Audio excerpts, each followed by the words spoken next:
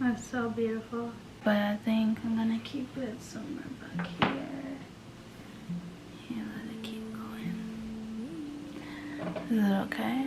Yeah. Hi, greetings Earth Angels. If you're new to my channel, hi, I'm Alasia. Yeah, hi, this is my safe space on the internet. I would like to first acknowledge that I have been on quite a long hiatus. It is usually my thing here on this channel where I take necessary breaks to be with myself, to be human, and to just live and to cope. Thank you for being here. Thank you for holding space with me. I hope this space can be safe for you.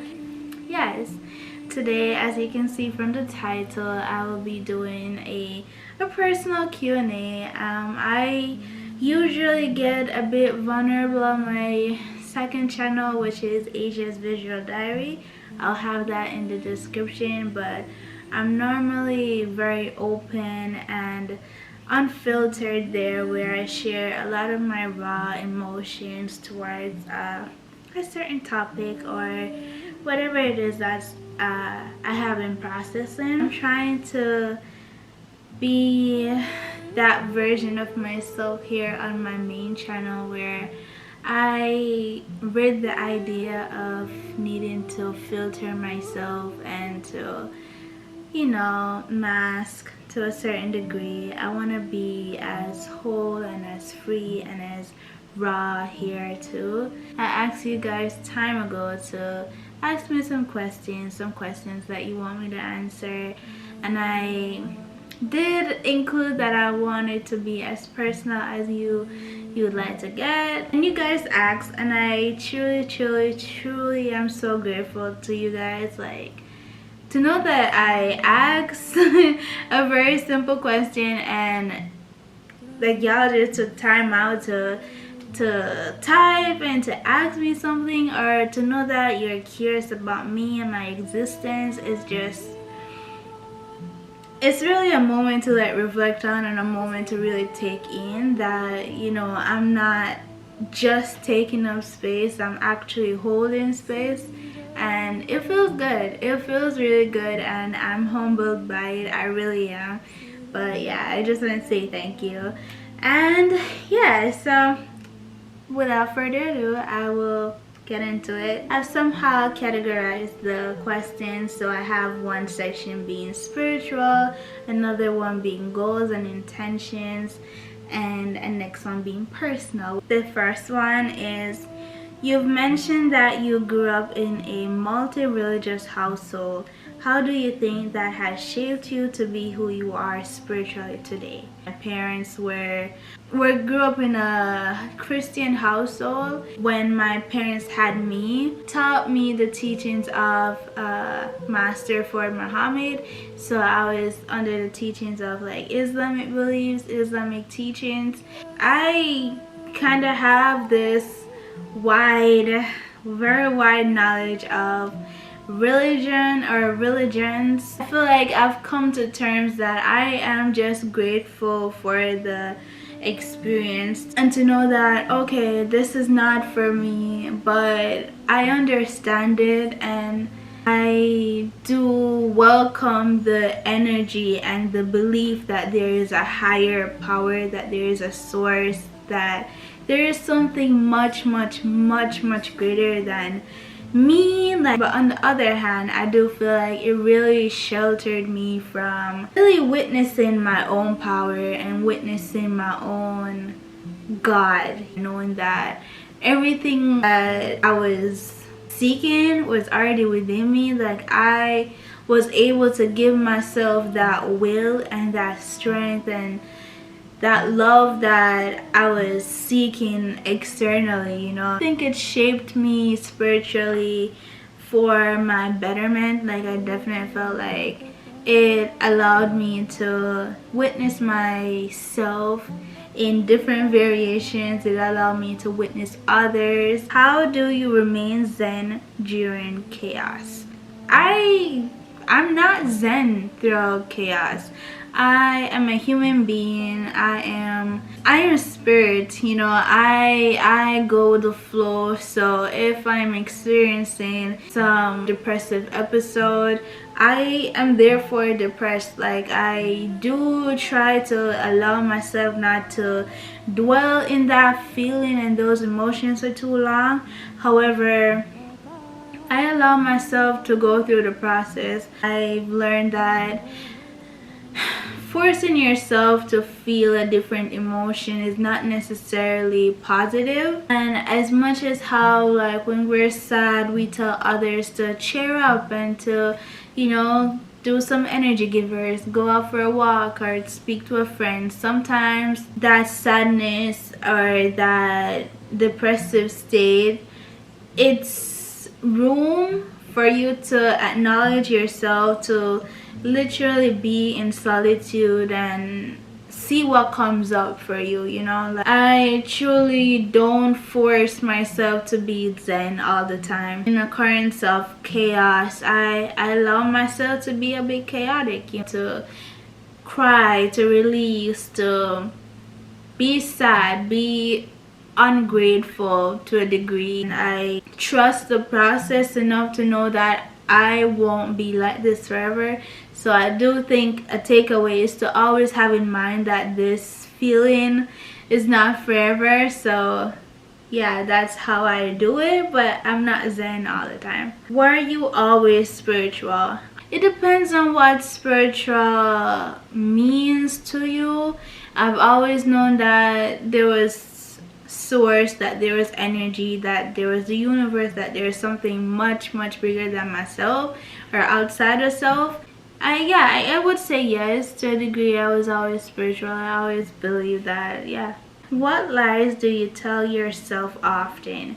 So I've been manifesting for a really long time, and I promise you it will come together. Genuinely have always had the idea that whatever I think will come to fruition in the 3D. Like, it will definitely come into my presence.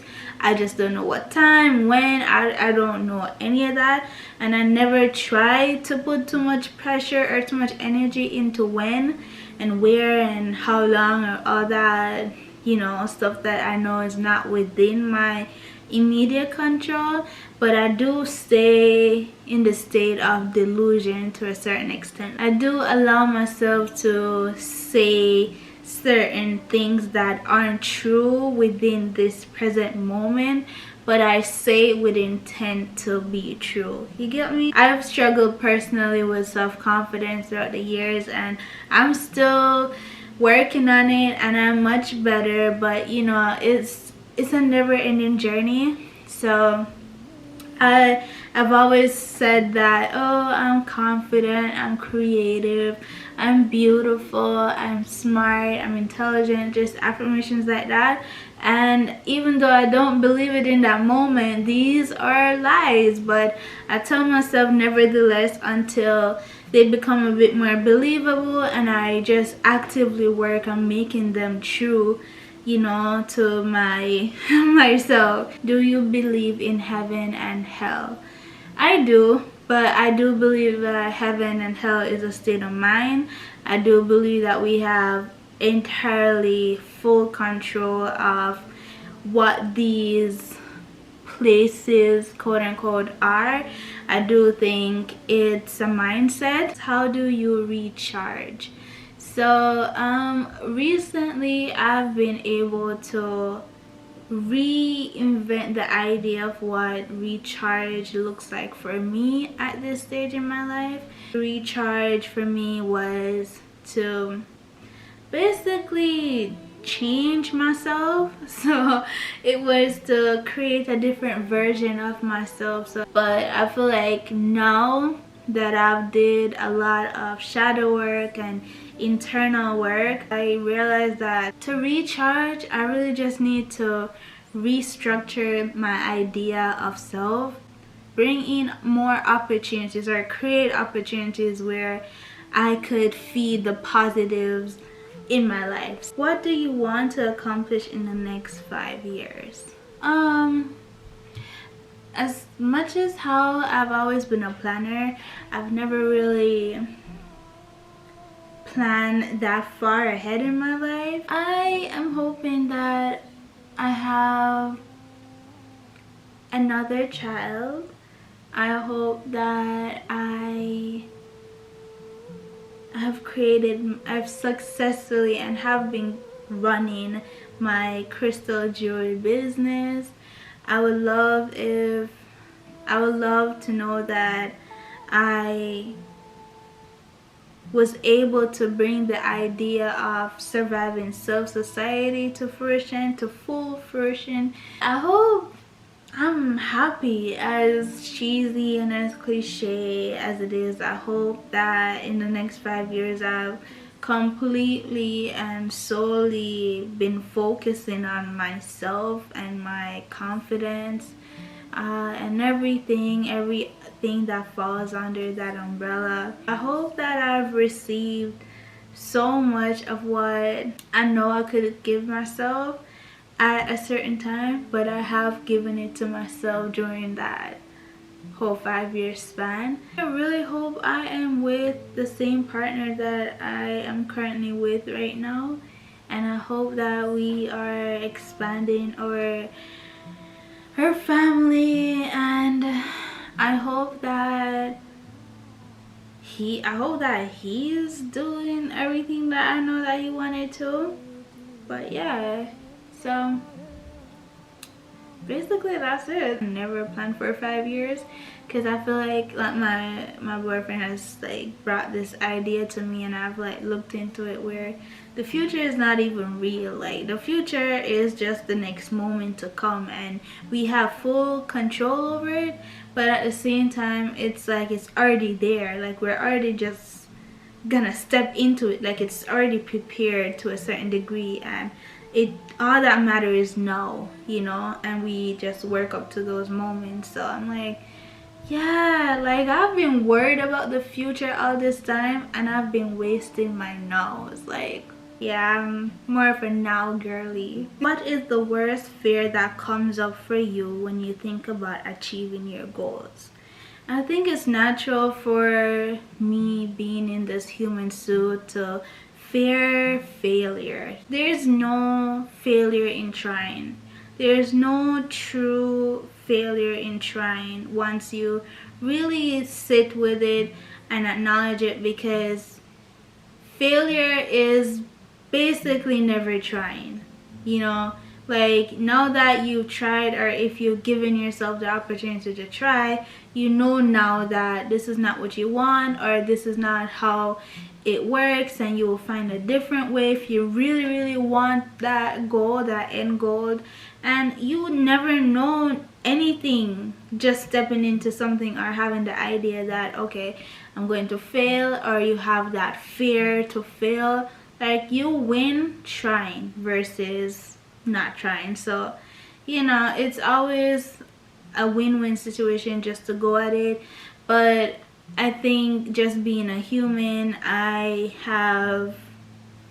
been able to acknowledge that I do fear failing.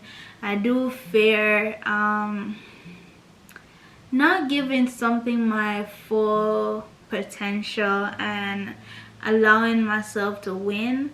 I am learning to rewire my thought process, my thinking, the way I view the world, and allow myself to, you know, celebrate those small wins, acknowledge that it could have been worse, and just be grateful and sit with that. How's your new year goals coming along? Quite frankly, just out here raw dogging life, y'all. Like, I am just living and being and putting my intention in just becoming and working on being a better version of myself, or being a better version than I was yesterday and the day before. Like, I'm just setting daily goals, you know. I just want to be present, to do every single thing that I've set intentions to do, and yeah, allow myself to receive some blessing and stay open and receiving of all things good and great.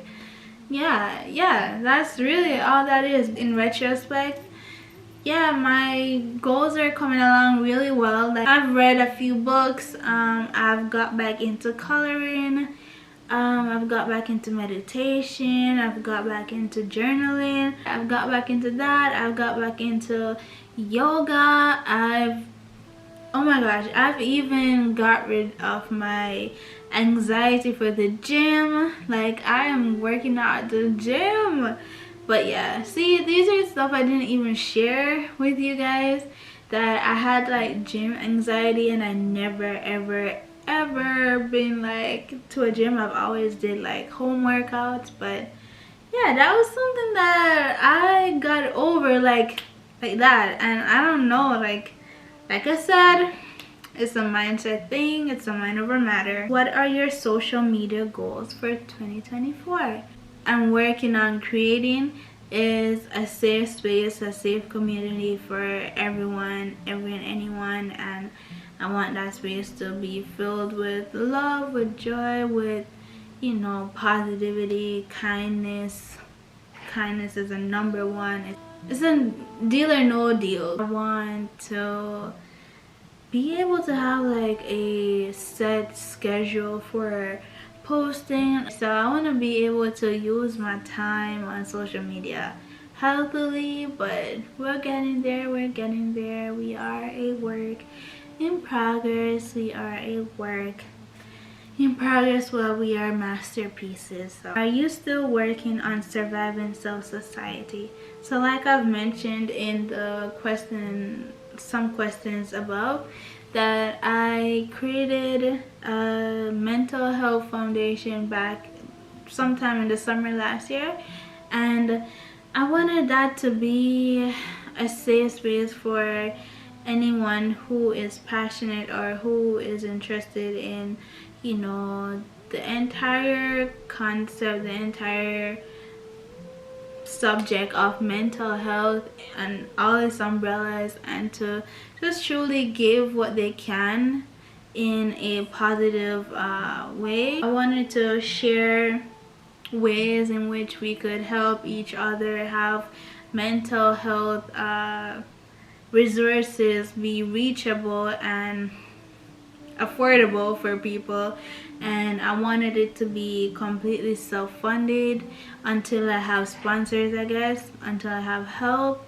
But you know, for now, I truly feel called and purpose-filled to just pour whatever it is that I have right now into surviving self-society, and hope that I can bring the idea that I have for it to fruition. Like, I've seen very good examples of what I would like it to look like there is for the mental, and I truly believe that there is so much space for places like that, for communities like that. So I truly feel called to do something to that magnitude, if possible, you know, for people. I would love it, and I will actively try to put whatever it is that I have in my heart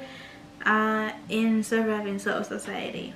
What's your coping mechanism when life gets rocky? I will share a bit of like my past, and trigger warning, I used to self-harm to a certain degree. So I used to cut, I used to have a bit of like suicidal ideation and suicidal tendencies, and I will act on them sometimes. My doctor did say that I went through a couple phases of psychosis where I would just not be present. I was diagnosed with depression, social anxiety, and some other stuff that, you know, it's just indications that I am not mentally well.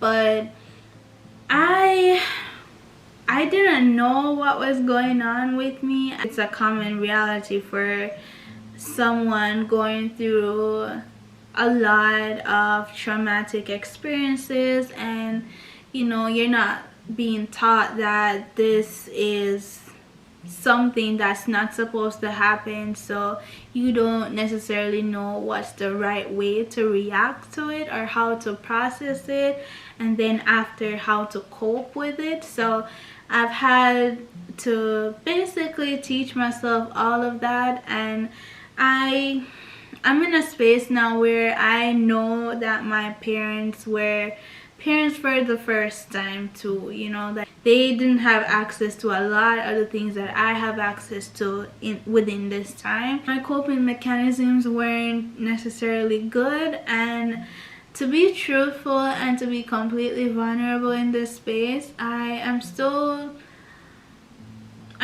working on finding good coping mechanisms. I do know more now than I did then, where I know that if I feel a hint of, you know, that life is feeling boring, life is feeling numb, I know that I could play some high frequency sounds and just surround myself with a bit more positivity, like lighthearted stuff, you know, find magicians and laugh at their silly tricks, or call someone that I know cares about me and rid the idea that they don't and that I'm being a bit of a, you know, a bother. Like I put out the energy that I know that whatever it is that I'm thinking in this current moment is not true, but you know, I'm going to do whatever I can in this moment to just feel better, and just let that be my only goal, and until I'm over it, you know. So how do you manage being in a long distance relationship? I mean, I've shared that I am in a long distance relationship, and what did they ask? I manage quite well.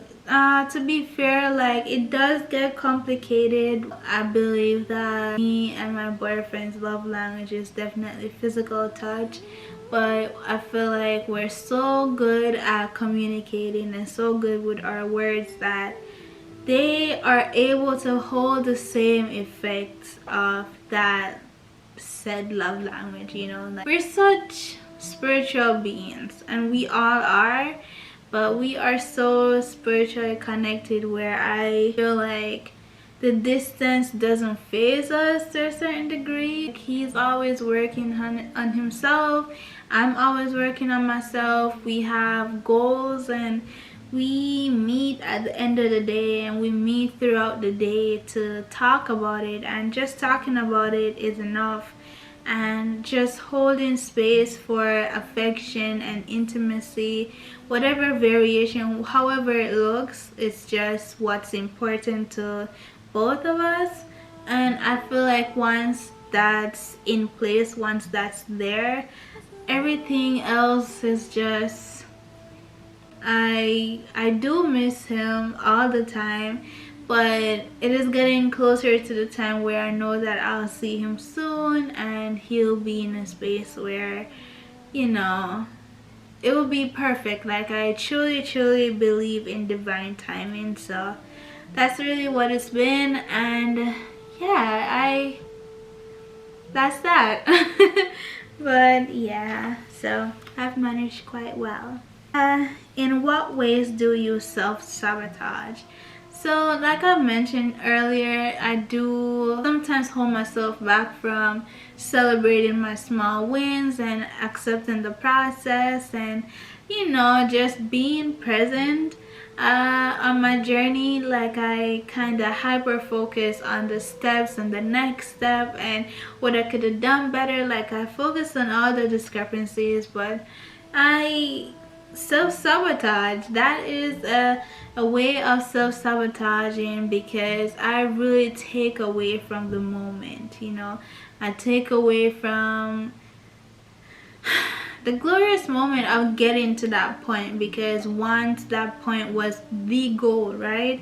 And now that I've accomplished it, I haven't taken the moment to really take it in and be like, damn, I am here, you know. Like, so that's one way that I self-sabotage.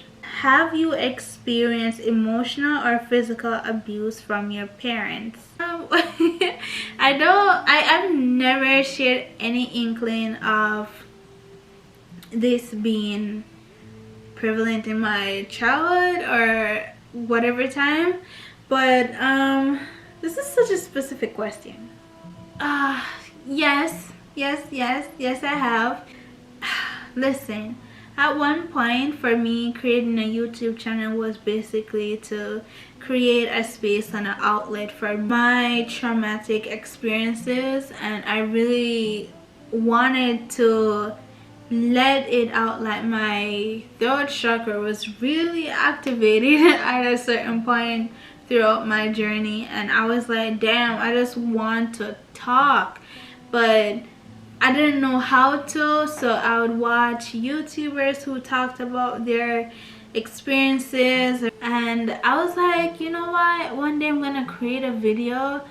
One day I'm gonna film a video and I'm gonna post it, and I'm gonna find community, I'm gonna find space, I'm going to be able to get it off my chest. I'm going to speak to somebody. I'm gonna speak to a lot of people all at once, you know, because I've tried talking to friends, I've tried talking to my literal parents, and I've literally, you know, tried to find a safe space. Have you ever considered setting boundaries or distancing yourself from your parents in order to protect your well-being? Definitely, and I have in the past tried doing so, and I have successfully done so with some family members, and it's hard. It's hard, you know. We're taught to respect our elders and to, you know, kind of push some of our feelings to the side and don't really acknowledge them, because at the end of the day they are your elders and this is taught. However, I do believe that to a degree, to protect your peace of mind and to really allow you to acknowledge your self-worth or even work on your self-worth, detaching and distancing yourself is completely fine and should be understandable. To know that, hey, I need a moment to really acknowledge what have been happening, what this relationship means to me and all that jazz. So I do think it's healthy, and for me personally, like I said, I've done so with some family members, and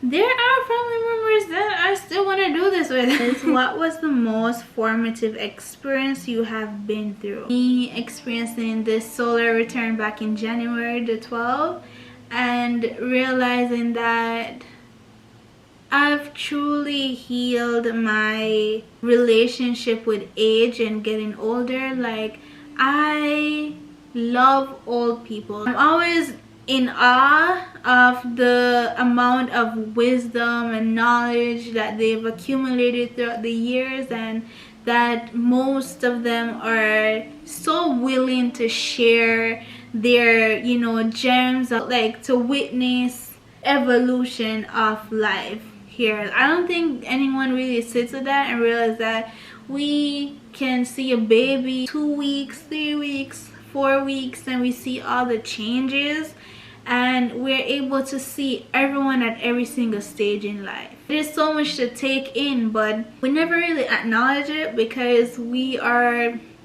lifing, right? Like, live outside of what you should be doing at a certain age, and really just look around us and realize that, hey, I just need to do whatever the fuck that I want to do. My most formative experience was truly coming to that epiphany and that acknowledgement that I no longer carry this negative attachment to age. Like, I no longer feel like being 28 or 29 or 30 that I need to accomplish a certain amount of goals, or I need to be doing this or know how to do this. Like, I'm like, fuck that. The last question is do you indulge in self-pleasure? Yes, I do. I do. And I actually have this video in mind, and where I would share with you how I have healed my relationship with sexuality through orgasmic manifestation, my kinks, stuff like that, and you know, ways that I pleasure myself. And you know, I was gonna share this on the podcast, which is Yukio and I, but I don't know, maybe I will just do it on here if you guys are into that. This has been a very good human experience for me to come back on YouTube and really be my authentic self, be this new version of Asia, Alasia, and really just bear witness to being present. You know, I hope you guys had some cool takeaways about me. I hope you see this video, you think that, you know, this was interesting. Until next time, thank you for sharing space with me. I said